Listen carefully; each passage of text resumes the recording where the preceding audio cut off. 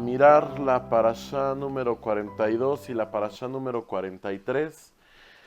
Esta vez vamos a ver también dos parashot que precisamente son las últimas dos parashot del libro de Bamidbar, del libro de Números. Acuérdense que pues eh, en total son 54 parashot.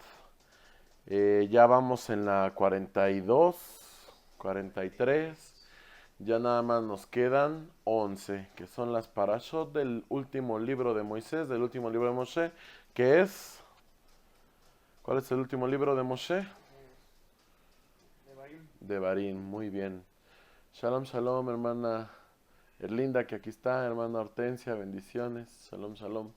Ahí manden su mensajito para saludarles. Muy bien, entonces, parashá 42 es la parashá Matot. Parashá Matot, que va de Bamidbar 32 a Bamidbar números 32-42. Esa es la parashá Matot. Y también vamos a ver la parashá Masei. La parashá Masei va de Bamidbar de números 33-1 a números 36-13, que es donde termina el libro de Bamidbar, el libro de números. ¿Sale? Matot, ¿qué significa Matot? Matot significa tribus. Ajá, tribus. Y Masei, ¿qué significa Masei? Masei significa estaciones, paradas, incluso viajes, ¿sale? Entonces ahorita vamos a ver por qué se llaman así. Para empezar, pues vamos a iniciar con Bamidbar, con números 32. ¿Quién tiene ahí números 32? Sí. Yo creo que es el 31 de su parashá, de su escritura, pero dice, Moshe habló a los jefes de las tribus de los israelitas y les dijo, Adonai ordenó lo siguiente. 31 en su versión, ¿sale? Y dice, y Moshe habló a los jefes de las tribus de los israelitas y les dijo, ¿sale? ¿De las qué? A los jefes de las tribus, ¿sale? Entonces Matot significa tribus, muy bien. ¿Y qué les dijo Moshe? El Moshe les dijo lo que leyó Harif. Cuando un hombre hace una promesa a Adonai o hace un juramento autoimponiéndose una prohibición, no debe profanar su palabra, sino debe cumplir todo lo que haya dicho. ¿Qué significa esto? Que si alguien se pone se autoimpone una prohibición. ¿Qué significa esto? Que alguien se autoimpone una prohibición. Exactamente, muy bien, exacto. Yo me autoimpongo porque yo quiero, no porque Adonai me mande, no porque me esté diciendo mi líder, no por nada, sino porque yo quiero, ¿sale? Y si yo me autoimpongo una prohibición, ¿qué es una prohibición? Por ejemplo, exacto, no hacerlo. Y por ejemplo, me voy a autoimponer no ver tele durante un año, por ejemplo, ¿no? Imaginémoslo. Me voy a autoimponer no comer carne durante 6 meses. Me voy a autoimponer... ¿Qué más? ¿Qué más se les ocurre? Una prohibición. O sea, algo que no voy a hacer. Estar en el Facebook durante un mes. Exacto, no estar en el Facebook durante un mes. Se puede decir que es como un propósito, ¿no? Exacto, pero un propósito prohibiéndote algo. Ajá. Prohibiéndose algo. Eso es lo principal porque es una prohibición. Que te autoimpongas una prohibición. Por ejemplo, también, ¿no? En el catolicismo es muy dado a que, ay, si me hace el milagrito, ¿qué voy a hacer? No voy a fumar más, ¿no? O no voy a tomar más. O, ¿qué más dicen? Eh, Voy a entrar de rodillas a la Voy a ir villa. de rodillas a la villa, ¿no? Pero pues esa no es una prohibición, ¿no? Hay autoimponerse una prohibición implica prohibirse algo. O sea, no voy a De ti mismo, comer, ¿no? exacto, no voy a comer tal cosa, no voy a ver tal cosa, no voy a hacer X cosa que me gusta, ¿no? Eso es lo que dice el de jurado, ¿no? No sé. Exactamente, no más o menos. Pero aquí fíjense cómo el Eterno dice, cuando tú hagas esa promesa, que tú mismo te impongas, tienes que cumplirla. No se vale que nomás digas y ya te eches para atrás o nunca la cumplas, ¿no? A ver, si algún día ustedes hacen ese tipo de juramentos, ¿no? Eterno Adonai, Rey, si tú haces que mi hijo encuentre tu camino y pueda ver tu rostro, yo te prometo no decir más groserías, por ejemplo. ¿Y qué pasa? El Eterno te hace la obra, tu hijo encuentra el camino, ¿y qué pasa? Un día te encuentras en el tráfico y ahí vas vociferando, ¿no? Eso es muy común. Pero ¿qué sucede? Que muchas veces lo hacemos por ignorancia, porque hablamos de más, ¿no? Y aquí el Eterno es claro. Si haces esto, no se te olvide, sino que cumple todo lo que hayas dicho. No parcialmente, no de lo que te acuerdes, sino todo, ¿sale? Y después dice, verso 4, o 5 más bien en su versión. En cuanto a una mujer, cuando hace una promesa a Adonai y se autoimpone una prohibición, siendo una muchacha, o sea, menor de 12 años, que aún vive en la casa de su padre, si su padre, a sabiendas que ha hecho esta promesa o que se impuso ella misma una obligación, guarda silencio, entonces acepta que se haga esa prohibición. Fíjense, una niña, y esto también incluye a un niño, menor de ¿cuántos años? De 12 dice la niña, y un niño de 13. ¿Por qué? Porque siguen siendo niños. Acuérdense de la edad de tu bar mitzvah. ¿Qué significa hacer tu bar mitzvah? Significa que a partir de ese momento tú ya eres responsable de tu propio crecimiento espiritual. ¿A qué edad? Los 13. A los 13 los niños y a los 12 las niñas. ¿Sale? A partir de ese momento tú ya eres autosuficiente para tu vida espiritual. No eres mayor de edad. Eres autosuficiente para guardar y hacer tu vida espiritual conforme te enseñaron tus papás. Entonces, si un niño menor de esta edad hace un pacto, hace un juramento ante Adonai y dice, Adonai, si tú me das esto, yo prometo X cosa, y el papá no dice nada, ¿por qué el papá?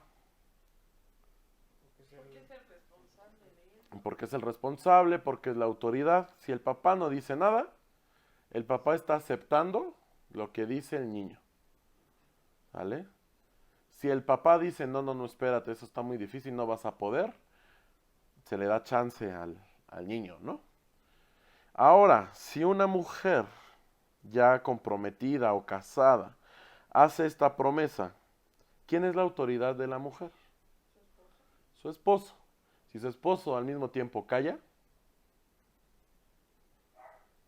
¿qué está pasando? Que está aceptando lo que está diciendo. ¿Por qué el Eterno hace esta aclaración de su esposo, de sus padres? Ya con los niños lo vimos, ¿no? Por ejemplo, si un niño dice yo te prometo, Adonai, que no me voy a gastar 1,000 pesos al mes, ¿no? Los voy a juntar y los voy a dar por sedacá.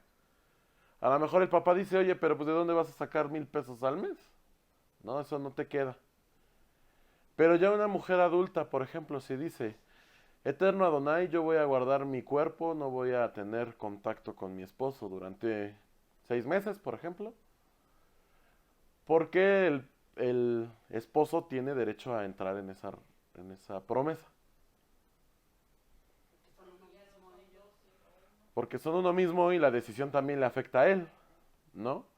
Si la mujer dice, yo no voy a hacer de comer, no voy a comer carne, pues también le afecta a él porque a lo mejor él sí quiere, ¿no? Comer carne, o él no está en ese plan. Entonces, el esposo también tiene que aceptar o no aceptar la promesa de una mujer. ¿Por qué? Porque son la autoridad de la casa, no es machismo, ¿sale? ¿Para qué se hace esto? Bueno, para que el Eterno aclara esta situación desde aquí, para que antes de ir a hacer una promesa lo hables, ¿no? Como niño, como adolescente, con tu padre. Como esposa, lo hables con tu esposo, ¿no? O sea, a ver, ¿qué te parece si hacemos esto y yo me comprometo con Adonai a tal cosa? ¿Te parece algo correcto? No, pues que sí me parece, o ¿sabes qué? Pues te va a costar trabajo, o nos va a costar trabajo, ¿no?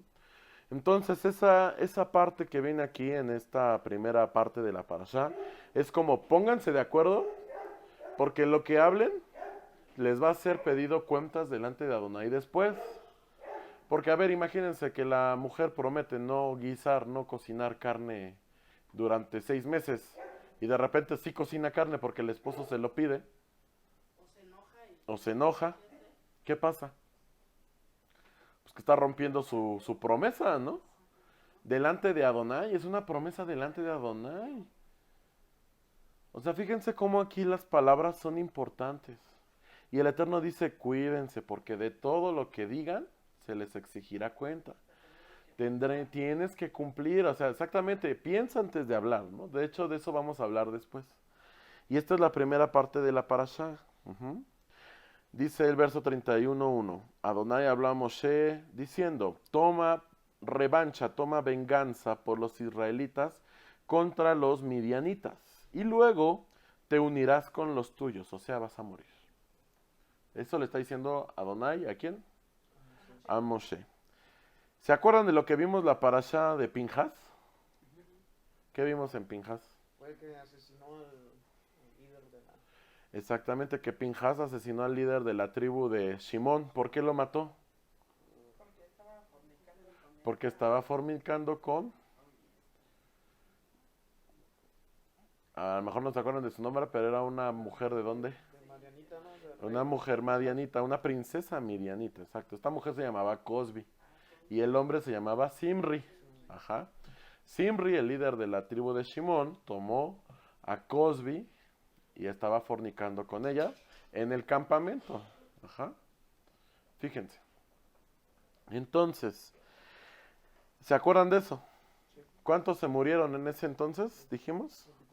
24,000 se murieron por hacer exactamente lo mismo. Nada más que Simri lo hizo ahí a la vista de todos. Los otros por lo menos tenían pudor y se escondieron. Pero cayó una plaga y se murieron 24,000. Esto sucedió. ¿Sale? ¿Qué está pasando? ¿Qué pasó en esa parashá de Pinjas? Que el Eterno le dijo, te vas a vengar de los midianitas. ¿Se acuerdan que dijimos? Que los tenían que exterminar. Y hablamos incluso de eso, ¿no? De que el Eterno les provocó hasta odio contra ellos porque por su culpa un montón de almas israelitas se perdieron. Ajá. Y en este punto llega el cumplimiento de esa promesa, de esa exigencia de Adonai. ¿Qué pasa? Que Adonai le está diciendo a Moshe, ve contra ellos ya. Ve y atácalos y una vez que ganes esa batalla te vas a morir. Ustedes si fueran Moshe, ¿qué hubieran hecho?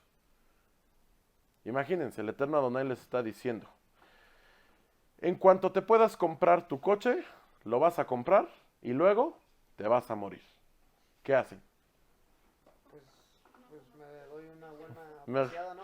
Mejor nunca me compro el coche, me aguanto un rato, estoy ahí para no morirme, ¿no?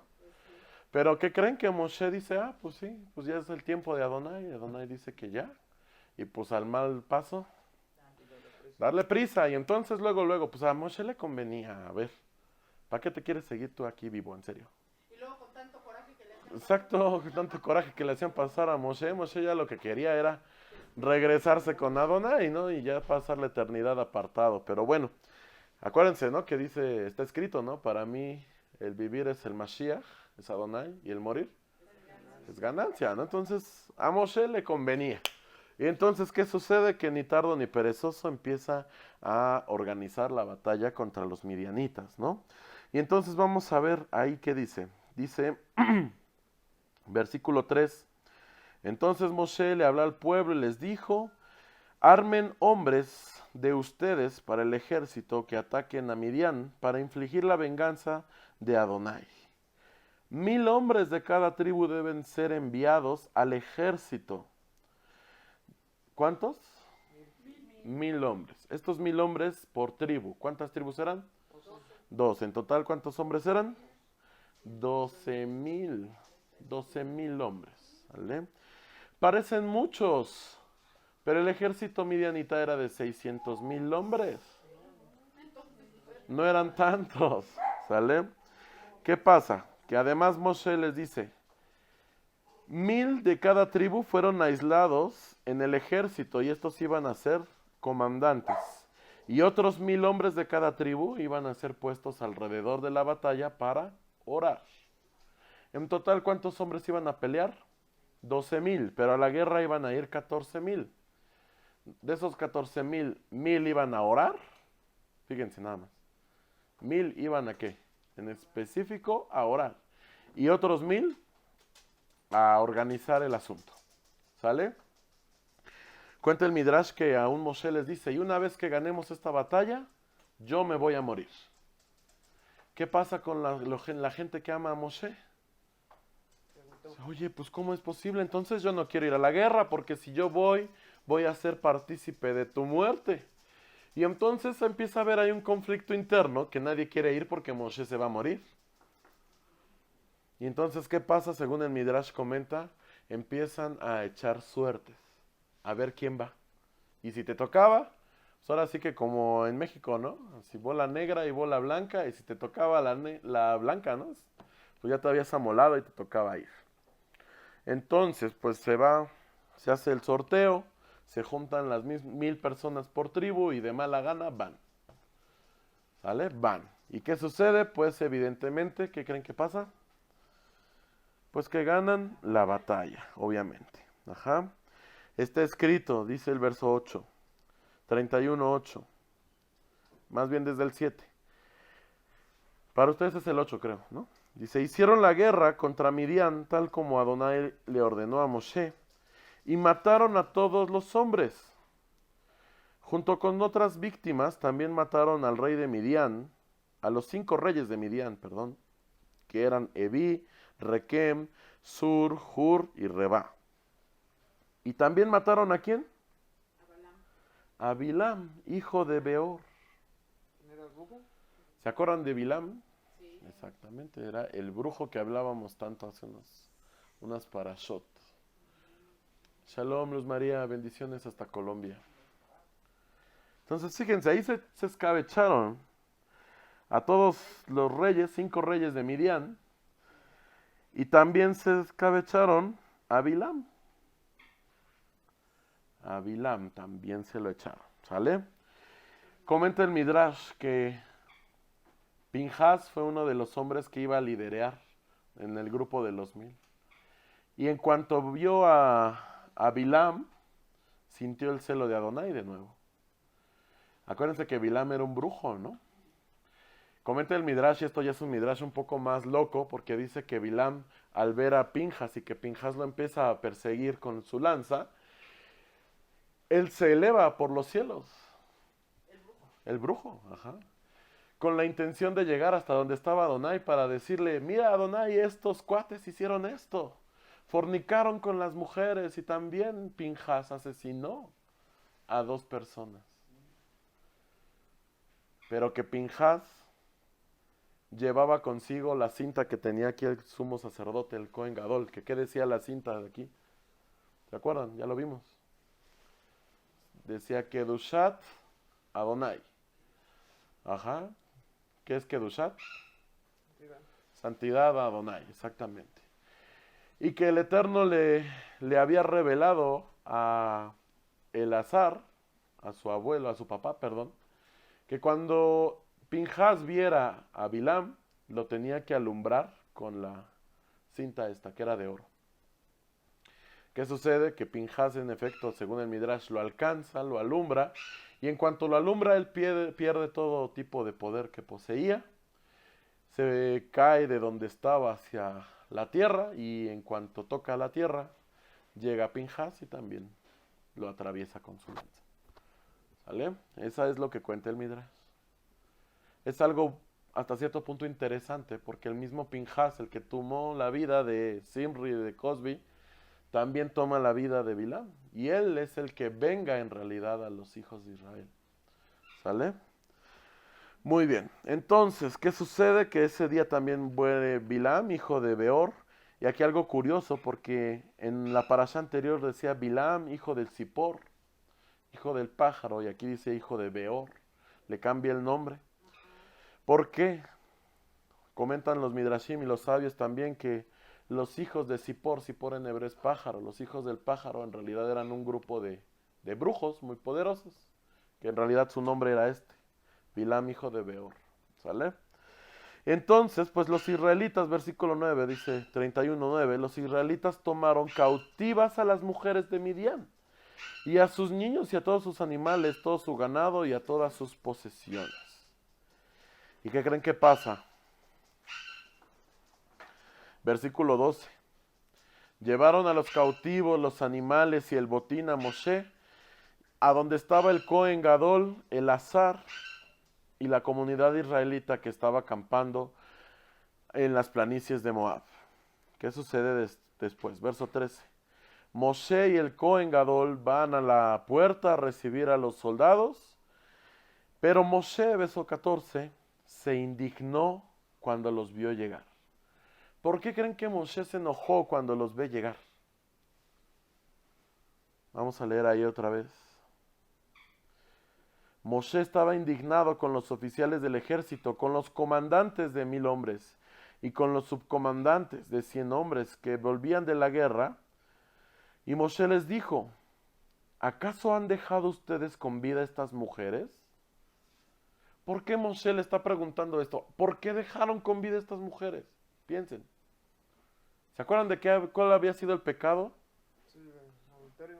Adulterio. ¿Qué hicieron los moabitas? Pusieron un montón de mujeres que llamaban la atención de los israelitas para que fornicaran. Y estos cuates dejan vivas a las mujeres que los hicieron fornicar. ¿Entonces se dan cuenta de la incongruencia? ¿Y por qué Moshe se enoja, se enfurece con ellos? A ver, ¿cómo es posible? ¿No se dan cuenta? Incluso en el versículo 16 les dice, bueno, 15 para ustedes, dice, ellas fueron las que los hicieron caer, provocadas por Bilam. Ellas fueron las infieles a Adonai. Aquellas que los hicieron caer en idolatría de Baal peor. Y causaron ellas una plaga en la comunidad de Adonai. O sea, Moshe les está diciendo, ¿no se dan cuenta de que ellas fueron las que los hicieron caer y ahora las quieren traer? Moshe llega incluso a preguntarse, según el Midrash, ¿es que acaso ustedes volvieron a pecar con estas mujeres? ¿Antes de venir pecaron con ellas? ¿Por qué es que las traen? Moshe llega, ya está tan asustado, tan ciscado, que llega a pensar lo peor de los hombres que manda. Y los hombres que mandan no eran cualquier persona, no se podía mandar a cualquier persona. Moshe escogió a pura gente sadik, puras personas que no se contaminaron con lo de Moab. Pues probablemente entonces, a lo mejor sí hasta tuvieron... Entonces, Moshe ya estaba pensando eso, ¿no? ¿Acaso ustedes ya también fornicaron? ¿Por eso vienen y las traen consigo? Y entonces el Midrash comenta que dice, no, ninguno de nosotros ha tocado a estas mujeres. Las traemos para que veas que trajimos el botín, como dice Adonai. Pero Moshe les dice, pues así como las trajeron, ustedes que las trajeron, ¿qué creen que les va a tocar hacer? Pues sí, darles cuello. Y no nada más eso, pues sí estuvo peor la cosa, mejor las hubieran matado ahí en vivo, ¿no? ¿Y a todo parejo? Pues sí, no que aquí, bueno, pues ya les tocó así, ¿no? Pero entonces imagínense. Moshe les dice, van a asesinar a toda mujer que esté en etapa casadera. Nada más van a dejar a las niñas, a los niños menores de 12 años y a los animales y a los despojos. Después vemos qué hacemos. Entonces, acuérdense que según la Torá, aquel que tiene contacto con un cadáver es impuro. Y entonces ahí, ¿qué creen? Pues a cada quien le tocó matar mínimo a una. Y entonces todo el ejército terminó siendo ¿qué? Impuro. Y entonces Moshe los saca del campamento hasta que te purifiques. ¿Cuántos días? 3 días primero te vas a lavar y después otros 4 días. 7 días en total afuera para que recapacites lo que hiciste. Fíjense, no fue cualquier cosa. Y además le dice, vas a purificar tus espadas y aún tus vestiduras, todo elemento que traigas contigo. Si son elementos de metal, ¿cómo los purificas? Pues los pasas por el fuego. Y si son vestiduras y cosas así, pues puedes sumergirlas y meterte al agua. 7 días pasan estos 12,000 fuera del campamento, para purificarse. Ese es su castigo por haber hecho traído gente que no, ¿no? Y entonces, ¿qué pasa después? 7 días después llegan, regresan todos, puros, ahora sí. Y Adonai habla a Moshe y le dice, haz inventario del botín, verso 25.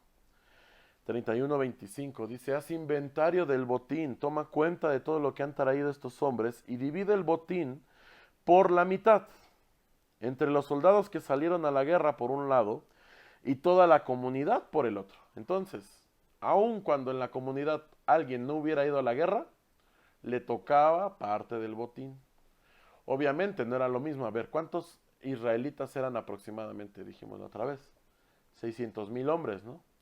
600,000 hombres menos 14,000, pónganle ustedes 15,000 que se fueron a la guerra. ¿Cuántos quedan? A ver, échenle cuentas. 600,000 menos 15,000.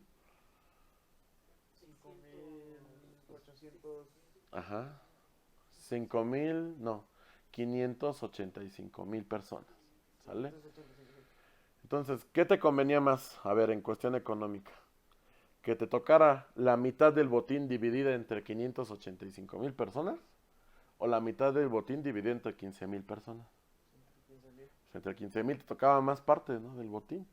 Entonces era en realidad la recompensa de ir a las batallas, ¿no? Que te tocaba una parte mayor. Y aquí, ¿qué pasa? Pues que esa mitad a su vez es dividida, ¿no? Porque tenías que dar la parte de Adonai. Dice el versículo 28. De lo que les toque a los guerreros, toma 1 de cada 500 como tributo para Adonai. El 20% le tocó ¿a quién? A Adonai. Y después, ¿qué pasa? No es cierto, el 2%. Luego, ¿qué pasa? Que Moshe y Aarón se ponen a hacer las cuentas y después reparten. En el verso 32 dice... trajeron tantas cabezas de ganado menor, tantas cabezas de ganado vacuno, tantas cabezas de asno, ¿sí ven? Sí. Verso 34, 35, todos esos. Y ahí se van dividiendo el botín entre todos, ¿sale? ¿Qué sucede? Dice el versículo 52 para ustedes, 53 en esta versión. En cuanto a los soldados, cada uno se quedó con su botín. Moshe y el sacerdote Elazar tomaron el oro de los comandantes de los 1,000 hombres y subcomandantes y lo llevaron al Mishkan como recordatorio de los israelitas ante Adonai. ¿Sale? Entonces, ¿qué pasó? Con Midian los exterminaron a todos, ¿sí o no? A Midian los exterminaron a todos. ¿Y luego qué pasó? Tomaron esos botines y los repartieron entre todos, ¿sale? Y también una parte le tocó al Eterno. Ya que repartieron el botín, ya que se purificaron, llegamos al capítulo 32, versículo 1, donde dice, los descendientes de la tribu de Reubén y de Gad tenían mucho ganado. Y cuando observaron la tierra de Iaser y la tierra de Gilad, vieron que el lugar era apto para su ganado. Y entonces los descendientes de Gad y de la tribu de Reubén fueron y le hicieron el siguiente pedido a Moshe, al sacerdote Elazar y a los jefes de la comunidad. ¿Qué les pidieron? Versículo 5. Tierra, ¿no? Para que pudieran tener ahí Exacto, les dijeron, si nos hemos congraciado contigo, que esta tierra nos sea entregada a nosotros, tus servidores, en propiedad eterna. Por favor, no nos hagas atravesar el Jardín, el río Jordán. ¿Qué le están pidiendo? Que esta tierra nos toque a nosotros. Nada tontos los de la tribu de Reubén y de Gad. ¿Por qué? Era buena, ¿eh? Pues ya les tocaba la tierra, ya la habían conquistado. ¿Y qué le piden a Moshe? No nos hagas ir contigo. ¿Qué le están pidiendo? A ver, fíjense. Piénsenlo. ¿Qué está pasando aquí? Le están diciendo, a ver, entre todo Israel, entre las 12 tribus, conquistamos este cacho. Que me toque a mí, por favor. Y tú te vas, te sigues. ¿Qué le dice Moshe? Ah, mira, qué chuchos, pues ya todos aquí los 12 conquistamos esto, tú te lo quedas y ya no quieres ir a pelear. Porque en realidad esa era la mentalidad de Reubén y de Gad. O sea, tú ya no, ya quieres tu cacho para ya quedarte ahí en tu comodidad, bien tranquilo, y nosotros mientras nos vamos a ir fletando contra los demás, ¿no? ¿Qué te pasa? Obviamente, ¿qué creen que le dice Moshe? Pues no, ¿cómo creen? ¿Sí se dan cuenta de que estaban queriendo ser abusivos? Sí. Entonces, ¿qué pasa? Pues Moshe evidentemente les dice que no, que si quieren, esa tierra puede ser suya, pero que dejen ahí a sus mujeres, a sus hijos, a su ganado, pero todos los hombres, ¿qué creen? A pelear. Vámonos. A las batallas, ¿no? Vámonos, exactamente. Y entonces, pues evidentemente ellos dicen, bueno, pues en vista del éxito no obtenido, pues le hacemos así. Y entonces se ponen ahí a construir ya sus casas, se ponen a construir corrales para dejar a sus mujeres y a sus hijos, pues relativamente seguros, ¿no? Y pues se quedan las mujeres y los rebaños de Reubén y de Gad en esa zona. ¿Por qué es importante esto? Porque ellos no cruzan el Jordán. Ellos en realidad no entran a la tierra prometida. Se quedan antes. ¿Por qué? Por comodidad. Fíjense qué fuerte es esto. Porque ellos mismos lo piden. Dicen, déjanos quedarnos aquí. ¿Sí se dan cuenta de eso? ¿Cuántos de nosotros nos ha pasado eso? Que estás al punto de entrar a la tierra prometida, ya, o sea, te falta cruzar un brinquito. Y dices, bueno, rey, pues aquí yo me quedo. Aquí yo ya estoy bien, aquí ya yo me aguanto. ¿Cómo ven? No quieres salir de tu confort. Exacto, ¿no? No quieres salir de tu confort. O ya te va un poquito bien y ya, bueno, aquí ya estoy bien. Y ya estoy, ya me acomodo. ¿Ya para qué? Ya, exacto. Ya me acomodo aquí con esto. Fíjense, cómo es una mentalidad bien chiquita, bien torpe. ¿Y qué hubiera pasado? Pues hubieran entrado a la tierra prometida todos. Y a lo mejor el mismo cacho les tocaba, pero pues a lo mejor más grande o no sé. Pues a lo mejor hasta más grande. A lo mejor hasta más grande les tocaba, exacto. Pero ¿qué pasa? Que dicen, no, pues bueno, yo aquí me quedo. Pues no.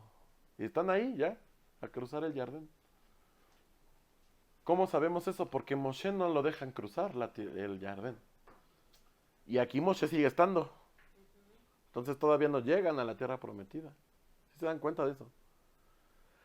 Porque eso pasa bien seguido, por eso es bien importante que lo analicemos. A ver, hermanos, ¿qué pasa? Que llegas tú con el Eterno y sí, si quieres, y te metes y de repente, pues sí, al principio te cuesta trabajo, ¿no? Lidiar con todo el rechazo, con todo tu familia, con todas esas cosas difíciles de llegar al Eterno. Y de repente, ¿qué pasa? Pues ya te empieza a ir bien, empiezas a encontrar shalom, empiezas a encontrar tu ritmo. ¿Y qué pasa? Que muchos dicen, bueno, pues ya estoy bien. Yo hasta aquí ya estoy bien, ya no me peleo con mi esposa, ya no me peleo con mis hijos, ya estoy bien, ¿qué más quiero? ¿Tú crees que el Eterno nada más te quiere bendecir hasta ahí? O sea, a lo mejor te estás perdiendo de una gran bendición por no quererte esforzar un poquito más. Te estás perdiendo de entrar a la tierra prometida por no querer. Y estás así de, bueno, pues muchas gracias, Rey, por llegar a mi vida. Yo aquí ya estoy cómodo. Aquí déjame.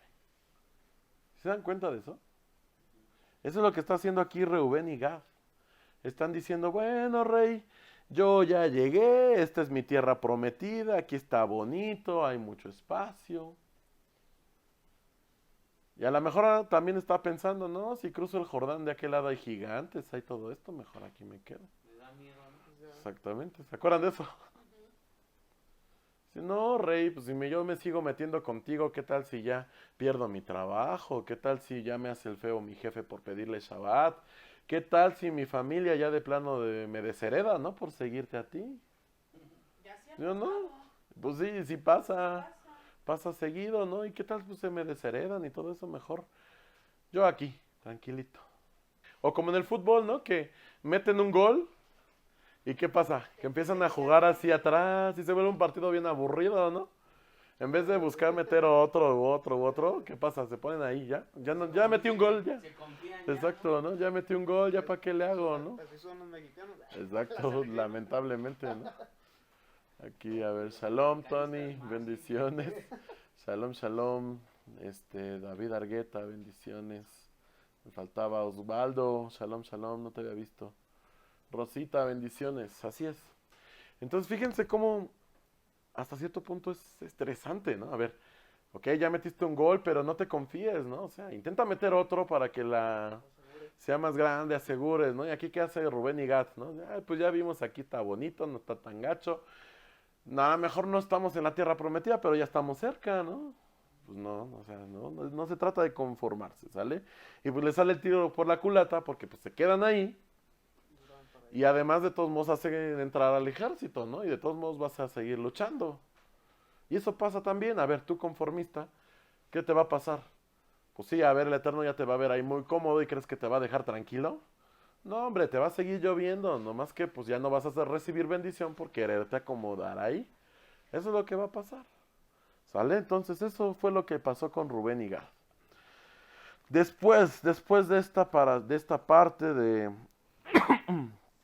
de Rubén y Gad, el Eterno marca claramente dónde son las fronteras de Israel, les deja claro hasta dónde tienen que conquistar, hasta dónde tienen que llegar, y les da una serie de nombres y de lugares específicos, ¿sale? Y les repite dónde les va a tocar a cada quien, a Joseph aquí, a los de Menashe acá, y así, ¿no?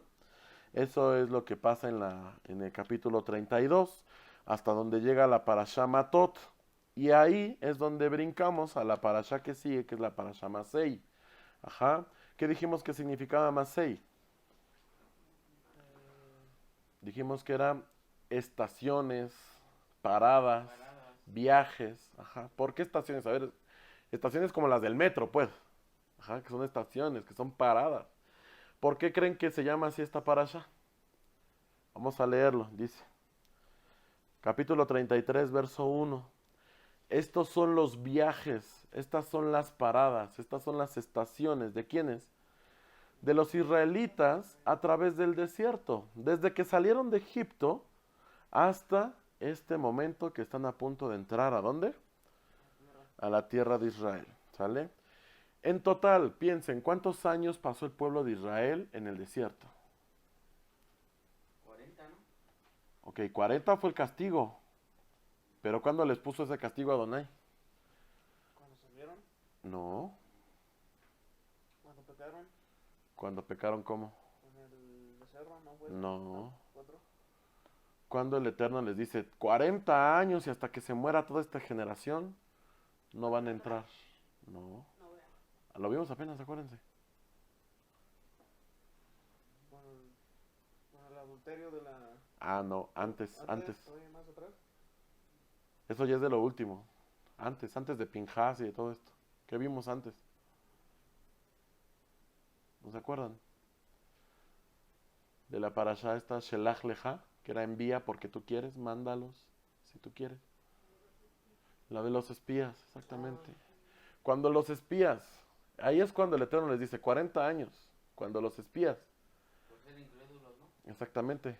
Pero ¿cuánto tiempo ya llevaban en el desierto? ¿Se acuerdan que lo leímos en el inicio de Números, que fue eso? Ya tenían 2 años en el desierto. Entonces, en total, ¿cuánto estuvieron en el desierto? 42 años. 2 años que tardaron de Egipto a ese punto de los espías, más los 40 años que les puso el Eterno por castigo, exactamente. 42 años. ¿Cuántas paradas creen que hacen? Ahí están, se las enlisté. Como 40 y tantas. 42. 42. Literalmente 42 paradas. Sí, 42. Ahí se las puse, fíjense.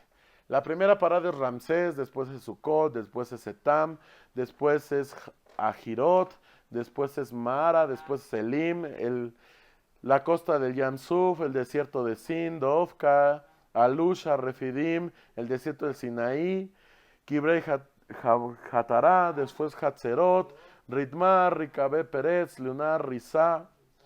Y ahí, perdón, por el 17, es cuando pasa lo de los espías. Por ahí por el 17, 18.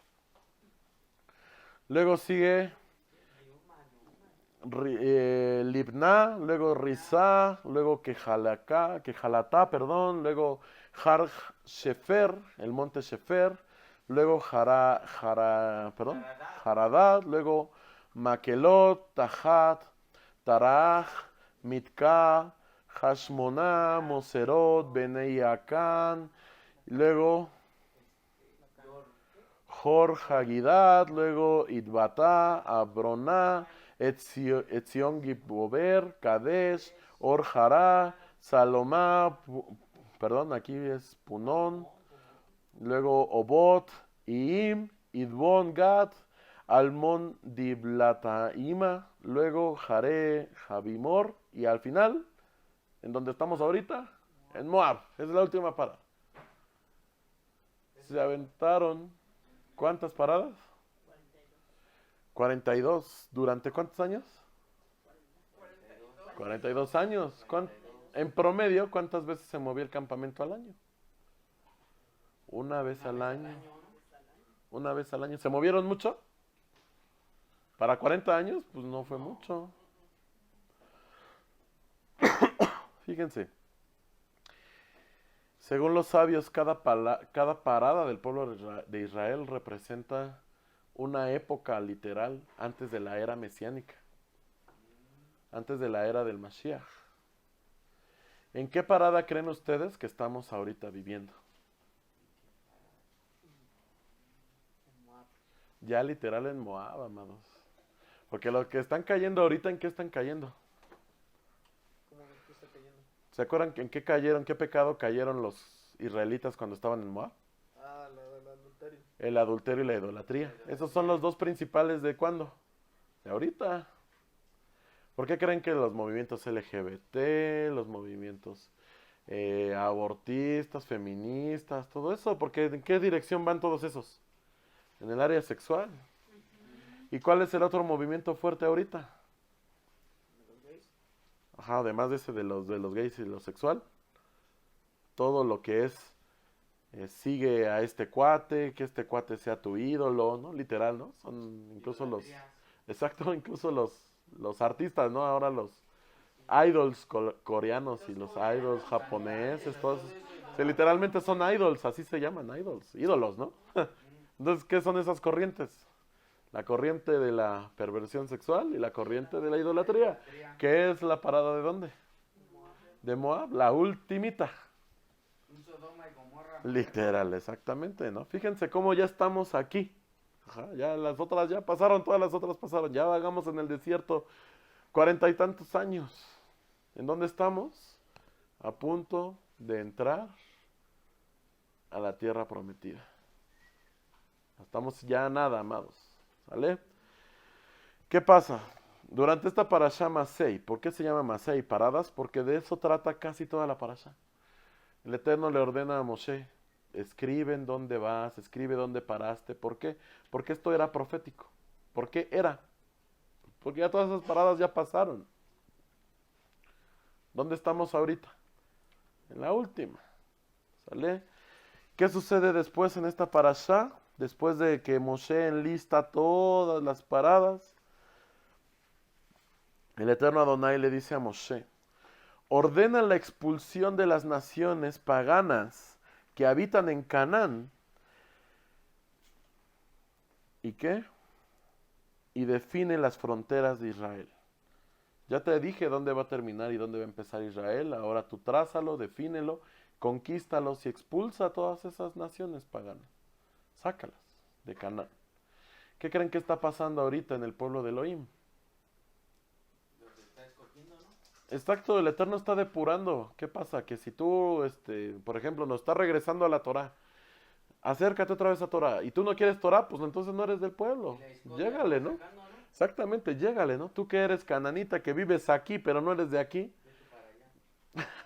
¿Sí se están dando cuenta que eso está pasando? ¿Qué sucede después? El Eterno Adonai le dice a Moshe, ordena la construcción de ciudades para los levitas, que también sean ciudades de refugio. ¿Para qué servían las ciudades de refugio? Para los que asesinaban los que habían asesinado a alguien involuntariamente y esperaban un juicio, ¿no? Esperaban que realmente se determinara que había sido involuntario, que había sido sin querer. ¿Y qué pasaba si se había hecho con querer, queriendo? Pues se les mataba, ¿no? Pero mientras tanto podían estar en la ciudad de refugio. ¿Sale? Y después Elohim habla con Moshe sobre la importancia del asesinato, tanto voluntario como involuntario. El Eterno Adonai, ahí vamos a ver en el versículo 35, 16. Versículo 35, 16. De números, exactamente. Hermanitos, ¿alguien va a querer café? ¿Café? Yo también. Ujú. 35-16. Versículo 35, 16, así es. Dice, pero si le provoca a la víctima una herida mortal con un elemento metálico, se trata de un homicida intencional. Y esta persona debe ser sentenciada a muerte. Si golpea a alguien con una piedra del tamaño de una mano, capaz de provocarle la muerte, y en efecto la víctima muere, se trata de un homicida. Y este homicida debe ser sentenciado a muerte. Fíjense, que el Eterno Adonai es claro. A ver, si tú lo hiciste, porque por ejemplo, a ver, hace algunos años salió una película sobre bullying, ¿no? No sé si la vieron, una película mexicana sobre bullying, que trata sobre una niña que bulleaban mucho y que llega un punto en el que la matan. Literalmente la asesinan, en la película la asesinan. Y es un grupito de amigas que según estaban jugando y van y le meten la cabeza al excusado, creo, si no me acuerdo bien, y empiezan a jalarle al excusado y la niña pues se ahoga y se muere. ¿Ustedes creen que esa fue un asesinato involuntario? ¿Fue involuntario? Aunque ellas le hayan hecho jugando y argumenten eso. Que es una película supuestamente basada en un caso real, la verdad no sé, pero bueno. Supongamos que fuera realidad. ¿Hubiera sido involuntario? O sea, por más morro que estés, ¿estás de acuerdo que lo que estás haciendo sabes que está mal? Entonces, ¿un asesinato involuntario? Es un asesinato voluntario. Y obviamente el Eterno aquí es claro. Si vas y lo apuñalas con algo de metal, ¿qué crees que va a pasar? Pues se va a morir. Eso no es un asesinato involuntario. Si vas y le avientas una piedrota de este tamaño, un tabique en la cabeza, ¿qué crees que le va a pasar? O sea, simple lógica, ¿no? O sea, no eres inocente, ya sabías. El Eterno Adonai aquí se está diciendo, por eso dice, a una piedra del tamaño, y la gente dice, es que aquí los judíos exageran porque hasta miden la piedra y no sé qué. Bueno, es que es para dejarse de dudas, pues. A ver, obviamente si la piedra es más grande que tu mano, ¿qué crees que va a pasar? Lo vas a matar. Y entonces eso ya no es un asesinato involuntario, es un asesinato voluntario. Ah, entonces medían la piedra. Pues sí, o sea, medían la piedra y checaban la mano, ¿no? A ver.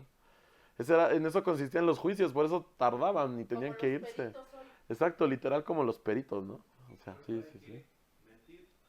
Exacto, es un rollo actualmente, ¿no? Es un rollo, pero fíjense, aquí no había de otra. A ver, medías la piedra y medías la mano. Si la piedra era más grande, asesinato voluntario y listo, ¿no? Aquí ya David Argueta me puso, se llama Después de Sofía la película, sí es esa. Después de Sofía. No la vean, está muy fea. Pero bueno, de eso trata, ¿no? Entonces, bueno. Elohim habla de eso, habla del asesinato. ¿Y por qué creen que habla del asesinato después de esto? ¿Qué acababan de hacer los israelitas? Ah, pues asesinaron. Asesinaron un montón de mujeres y niños. Pero acuérdense, ¿por qué los asesinaron? Porque los tentaron, ¿no? Porque buscaron su alma, no su cuerpo. Su espíritu, y eso fue lo que le Eso fue lo que el Eterno aborreció a tal grado que buscó exterminarlos. Ajá, porque de alguna manera luego la gente o las personas se preguntan, bueno, pero ¿por qué permitió que niños, mujeres embarazadas y todo eso? Pero pues fue algo Muy fuerte, o sea, fíjense, o sea, buscaban no su cuerpo, buscaban su Pero los alma, niños su no, espíritu. dice que no. A los niños no los dejaron vivir, a los menores, ajá. Ah, sí, a los Acuérdense, a los menores de 12 y 13 años esos vivieron, pero Los adultos, eso sí, se los echaron, ¿sale? ¿Por qué fue? Pues por ese motivo, ¿sale? Y pues el Eterno habla de esto, de los homicidios, de las cosas de estas feas después de esto. ¿Por qué? Pues porque evidentemente los israelitas se sentían mal. A ver, Eterno Adonai, me diste la Torah y me dijiste que no matara. Es uno de tus 10 mandamientos. Y luego me mandas a matar. Buena pregunta. Pero con justicia, ¿no? Pero con justicia. Aquí es la claridad que les está dando el Eterno. A ver, ellos buscaron tu vida. Fue una venganza que hiciste en mi nombre por causa de tus hermanos. Y ahora yo te digo, a tus propios hermanos no los puedes matar. Con tu propio pueblo tienes que ser así. Y aún con los pueblos paganos, a menos que yo te diga explícitamente, ve por su cabeza, tú no puedes hacer eso. Por eso David siempre que se lea las batallas le consultaba, ¿no? Exactamente. O sea, David tenía que pedir permiso al Elohim y Elohim les decía, vayan en contra de Por ellos. eso ganaba ¿verdad? Vayan y asesinen. ¿Por qué? Pues sí. Y eso sí le costó, porque por cometer esos pecados, cometer esos homicidios, el Eterno no le permite a David construir el templo. ¿A quién le toca ese privilegio? A Shlomo, a Salomón, porque Salomón ¿en cuántas batallas creen que peleó? En ninguna. En ninguna. Él no derramó sangre. Exactamente. Entonces tenía que ser en orden directa de Adonai. Exactamente. Orden directa de Adonai. Porque, por ejemplo, ahorita también sucede todo eso. Claro, Claro. claro. ¿Podemos hacer justicia? No, tú no. ¿Verdad? Tienes que usar los medios pertinentes para hacer justicia, ¿no? Ahorita en estos tiempos, exactamente. Obviamente tú no vas a ir a matar a alguien. Sobre los brujos y hechiceros. Ahí sí puedes, tú no puedes ir a matarlo. Lo que tienes que hacer es decir, Eterno Adonai, tú haz la obra, ¿no? Precisamente he estado leyendo sobre esto y uno de los versículos que más se oran en estas situaciones de hechicería es el versículo 109 de Salmos. Todo el capítulo 109 de Salmos. Y si a ver si ustedes tienen ahí tu escritura, pueden leerlo. ¿Y de qué habla el versículo 109 de Salmos? Habla de tú, Eterno Adonai, vas a ir y vas a matarlos, vas a tomar su vida. Aún las hechicerías que intentan hacerme a mí van a ser para ellos. Y sus hijos van a ser huérfanos en la tierra, sus esposas van a ser viudas. O sea, son cosas bien gachas. Ya lo tengo. Fíjense, o sea, desde que empieza dice, y que Hasatán camine junto a ellos, que se mueran, que sus hijos sean malditos y por generaciones. Fíjense cómo son puras cosas bien horribles, ¿no? ¿Y quién escribe eso? David. Rey David, ¿no? Hasta arriba dice, Salmo de David, ¿no? O sea, a lo mejor tú no vas a ir y vas a matarlos, porque no es lo que te toca. Pero mínimo a todo esto, sí les puedes declarar. ¿Se lo puedes declarar? Sí, porque está escrito. Sí, sí, sí. Ahí está uno. Y David lo hizo. O sea, tú no vas a ir a matarlos. El Eterno es el que va a hacer justicia por ti. Pero esa debe ser tu oración. Eterno Adonai, líbrame. Y no porque tú les desees mal, sino porque es el castigo que se merecen. ¿Sí o no? ¿Por qué? Porque buscan tu alma, no tu cuerpo. Fíjense cómo sí está grueso. Y luego espántense leyendo el 140 en su casa, ¿vale?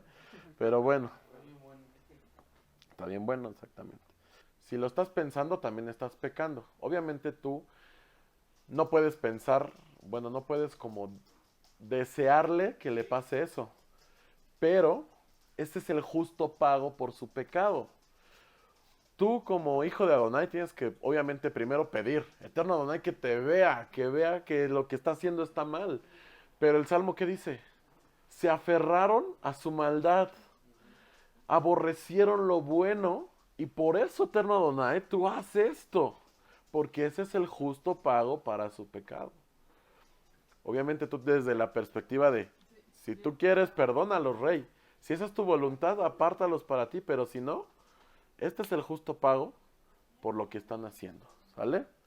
Y pues bueno, después de esta parte de los asesinatos, el Eterno Elohim habla en el capítulo 36 sobre los casamientos intertribales. ¿Qué significa intertribales? Que, por ejemplo, la muchacha era de la tribu de Menashe y el varón era la tribu de Isashar, ¿no? ¿Qué pasaba en ese caso? ¿Sale? ¿Qué creen que pasaba en ese caso?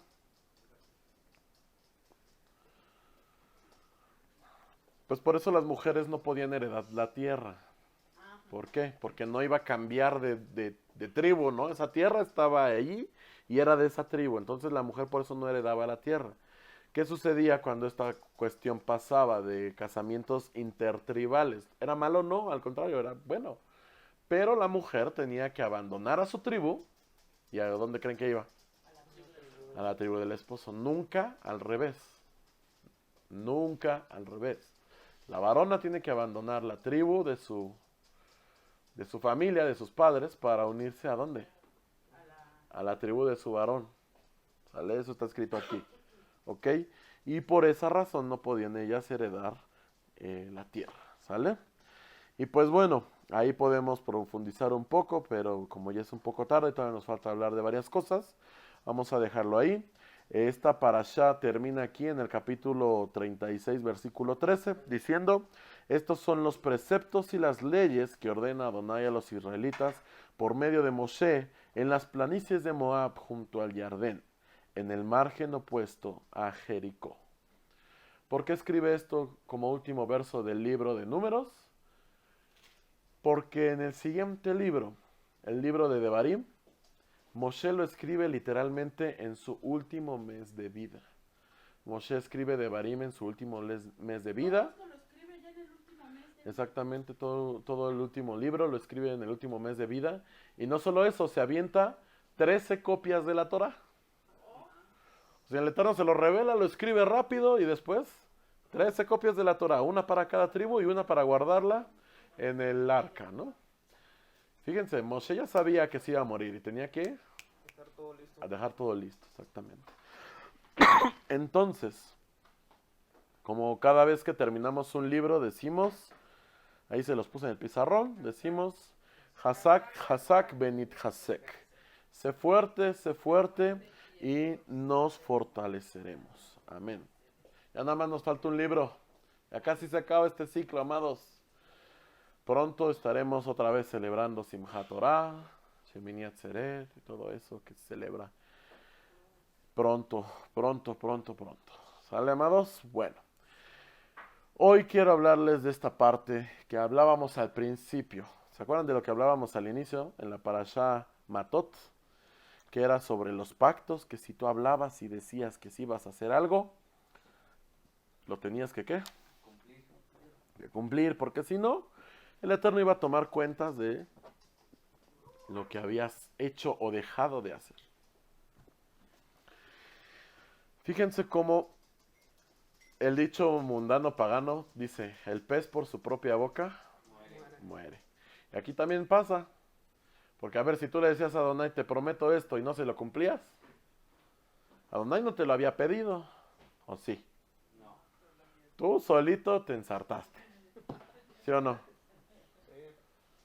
Y aquí el problema es ese, amados, que tenemos, ¿y por qué está aquí en esta parte de la parashá?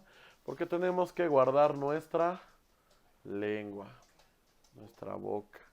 Así es, debemos de apartar nuestra boca para la Torah y para las cosas y para los temas kedoshim. ¿Sale? ¿Tienen todavía ahí su Biblia? ¿Qué libro es Coelet?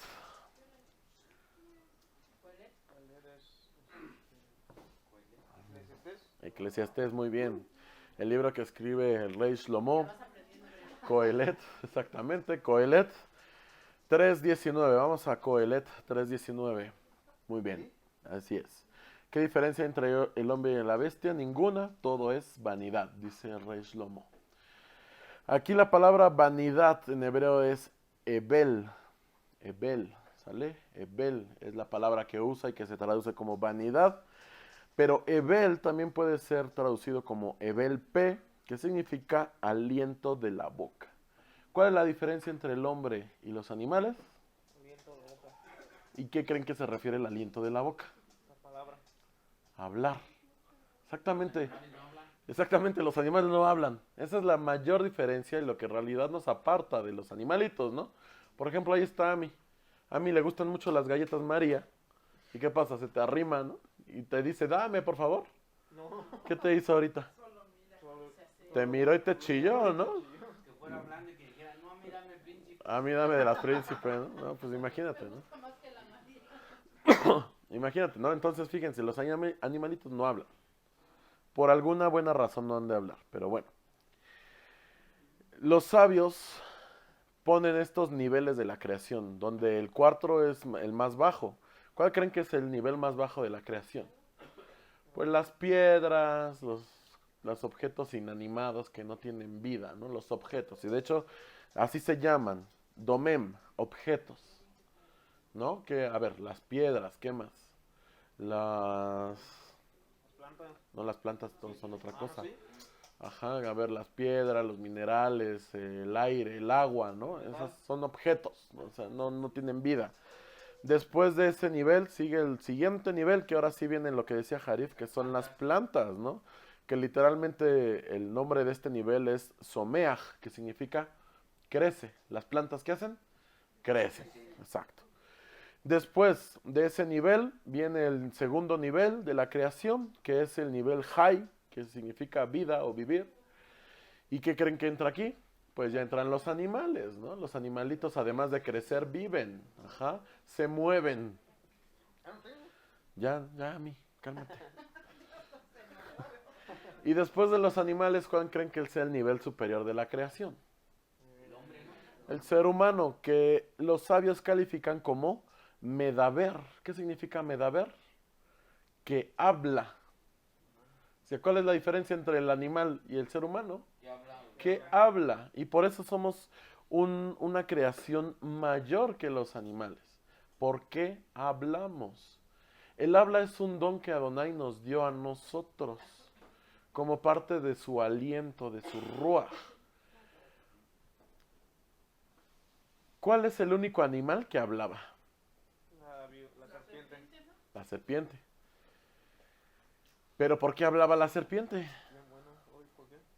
Piénsenlo. Por Por las Hasatán. chanclas, ¿no? Que se Porque le estaba siendo poseída por Hasatán. Hay otro animal en la escritura que habló y lo acabamos de ver. La burra de Bilam. ¿Y por qué habló la burra de Bilam? Lo poseyó el ángel de Adonai. Porque el ángel de Adonai, el Ruach de Elohim, descendió sobre ella y le permitió hablar. ¿Pero qué le pasó a la burra cuando dejó de hablar? Pues más bien después de que habló. La mataron, ¿no? Fue asesinada por el ángel de Adonai porque esa burra no podía hablar. No le tocaba eso. Nomás pues Mientras, para lo que sirvió. Para lo que sirvió. Exactamente. Fíjense. Pero pues ya nada más no hubiera hablado y ya. No, pero es que tenía tenía el propósito, ¿no? tenía un espíritu que no le correspondía. Tenía un espíritu que no le correspondía. Entonces por eso Adonai no la podía dejar.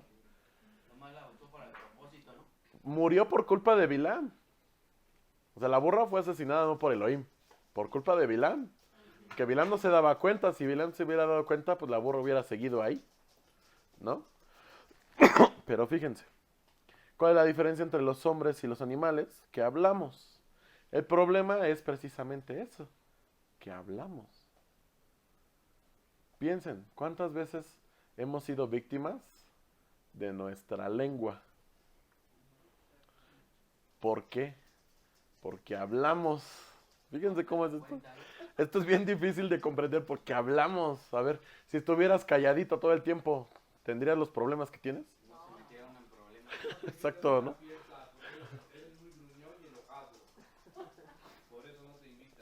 Eres aguafiesta. Exacto, ¿no? Pero fíjense, si estuvieras calladito, ¿qué problemas tendrías, no? Exactamente, vamos a leer Bereshit 2.7. Bereshit Génesis 2.7. Así es, dice: y Adonai Elohim formó al hombre del polvo del suelo e insufló en su nariz el aliento de vida, y entonces el hombre se transformó en un ser viviente. Y aquí es bien curioso, porque en hebreo dice Nefesh Hayah. Lo que se tradujo como ser viviente, en hebreo dice Nefesh Hayah. A ver, déjenme lo busco. Sí, Nefesh Hayah. Le Nefesh Hayah. Nefesh no es ser. ¿Qué es Nefesh? Alma. Alma. ¿Y Hayah? Viviente. Viviente, exactamente. Nefesh Hayah. Eso dice el hebreo. Y el arameo, los targumim dicen Ruach Memalelah. Eso es arameo. ¿Por qué es importante esto de comparar el arameo con el hebreo? porque el arameo también fue inspirado por Elohim. Es lo que te iba yo. Acuérdense, el arameo sigue siendo hebreo, pero el hebreo del vulgo, el hebreo ¿Cómo se del llama? populacho. No era que decía No, el paleo. paleohebreo es el de figuritas. El que yo les digo es el arameo, que es así, imagínense, por ejemplo, el chino existe el chino mandarín, que es el que hablan los reyes, los burócratas, la gente rica, y existe el chino vulgar, por así decirlo, ¿Y ¿no? el griego? El griego no, el griego era parejo. Pero fíjense, aquí en el hebreo también existe así. Existe, no, bueno, de hecho en el griego no era parejo, pero en el latín sí existía, ¿no? En latín lo hablaban los filósofos, la gente estudiada, y la vulgata, que literal de ahí viene la palabra vulgo, o sea, los vulgares, el pueblo que hablaba, pues la vulgata, ¿no? Aquí en el hebreo también pasa. Llegó un punto en la historia, sobre todo en los tiempos del Mashiach, que el hebreo ya nada más lo hablaban ¿quiénes? Los rabinos, los sacerdotes, los levitas, los escribas, la gente estudiada en Torah. Pero el pueblo que hablaba, el arameo, que era el hebreo del pueblo, ¿no? Pero a pesar de que era el hebreo del pueblo, era un hebreo inspirado por Elohim. Ajá. Entonces, en esta parte, el arameo, perdón, el hebreo dice nefesh hayá, un alma viviente. Pero el arameo dice ruach memamelá, que se traduce como un espíritu parlante. ¿Por qué creen? Pues porque estamos hablando de esto, de que la diferencia es que hablamos. Un espíritu que habla, un ruach que habla. Ajá. Entonces asumimos que hablar es un don divino otorgado a los seres humanos por Adonai. ¿Quién sabemos que habla? Adonai. ¿Cómo sabemos que Adonai habla? Porque está escrito, ¿no? En Génesis. Y vino Adonai y dijo. O sea, ¿qué implica eso? Que tuvo que hablar. Adonai hablaba. ¿Qué otra creación hablaba en ese momento cuando creó todo Elohim? Nada. Ni los ángeles, porque no existían. Ni los seres humanos. Nada. Más que Exactamente. Entonces Adonai nos otorgó ese don de Él. Pregunta, ¿para qué estás usando el don que Adonai te dio de hablar? Hace rato preguntábamos, ¿no? A ver, nos ahorraríamos muchos problemas si no habláramos. Pero el problema es que hablamos. y a veces hablamos lo que no tenemos. Y hablamos lo que no tenemos que hablar. Y es problema por eso, porque hablamos lo que no tenemos que hablar. ¿Qué es lo que tienes que hablar? Lo correcto. Para edificar a Adonai, ¿no? Las cosas buenas, las cosas de Adonai, la Torah, ¿no? A lo mejor, pues no siempre puedes hablar de Torah, tienes que hablar de otra cosa a veces, pero tiene que ser algo que puedas elevar, que puedas realmente entregárselo a Adonai y finalmente caer en algo bueno. Pero fíjense, vamos a leer ahí Isaías, Yeshaya 49:17. Isaías 49:17. ¿Qué dice? La versión más correcta es la que tiene Harif, porque dice, tus destructores están saliendo de ti, emergen de ti. Como dijimos al principio que decía el dicho, el pez por su boca muere. Muchas veces nosotros nos matamos por nuestras palabras que salen de nosotros mismos. Así como veíamos en la parasha de que, a ver, si te va mal, es porque a lo mejor no cumpliste una promesa que hiciste con Elohim. ¿Por culpa de quién? De ti mismo, de lo que tú dijiste. ¿Cuántas veces esos destructores salen de nuestra propia boca? Ahora sí, como dicen, ¿no? Por ahí, que tu boca es medida, ¿no? Exactamente. Pero fíjense, tu boca te puede edificar, como decía ese verso al principio. ¿Te puede edificar tu boca, tu propia boca? Sí, ¿cómo? ¿Cómo te edifica a ti mismo tu propia boca? Siendo positivo, ¿no? Bendiciéndote, estudiando la Torah. ¿Por qué creen que los judíos cuando estudian la Torah no están así leyendo en su cabeza? ¿Qué hacen? Van leyendo y van hablando, Baruch atah Adonai, y aquí están, ¿no? Que sea en quedito y para ellos, o a veces lo gritan. ¿Por qué lo hablan? Porque se están bendiciendo a sí mismos, porque están haciendo ese proceso de repetir, de leer, de estudiar, porque... Exacto. Cuando tú eres niño incluso te dicen, ¿no? Tus maestros, a ver, cuando estudies, repite y repite. ¿Por qué creen que es el repite y repite? No nada más aquí, para que te quede grabado en tu cabeza, ¿no? Y entonces eso es bien marcado. Tus palabras te pueden construir, te pueden edificar, pero también te pueden destruir. Y literalmente, ¿por qué? Porque así funciona la Lashon Hara, el ciclo de la Lashon Hara, ahí se los puse. ¿Qué es lo natural? Nosotros como seres humanos naturalmente tenemos Yetzer Hara, que es inclinación al mal. Es nuestra naturaleza. Tenemos inclinación al mal, Yetzer Hara. Nos atrae el pecado por ser seres humanos. Son negativos, ¿no? Exactamente. Eso es nuestra naturaleza. Pero ¿qué pasa? Que llega nuestro físico, nuestro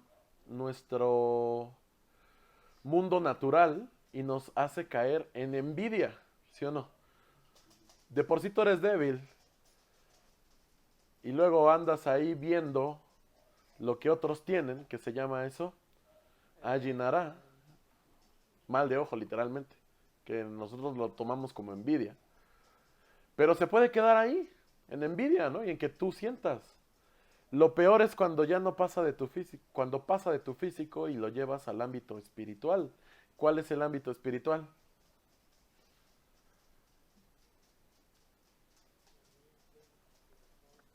Exactamente. ¿Se acuerdan de esto que estábamos viendo que era el aliento de la boca? El ruaj de la boca, que era hablar. Cuando tú hablas, están saliendo sonidos, palabras de ti. Son ideas que estás transmitiendo ¿a qué? Al mundo espiritual, a los aires.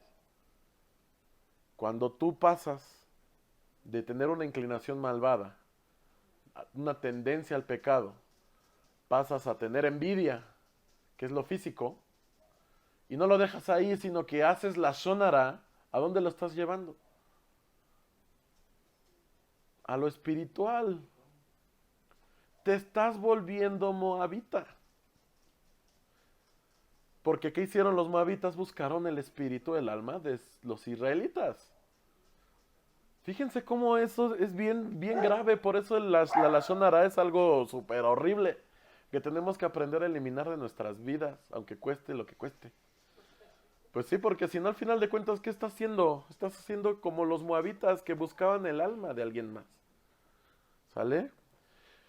Fíjense, los sabios judíos dicen que todo lo que digas tiene que iniciar en tu corazón, pasar por tu mente y después por tu boca.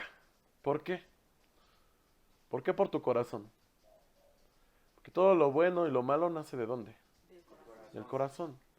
Pero el filtro, ¿cuál es? El pensamiento. Ok, esto es malo. Tengo que hacer... Ajá.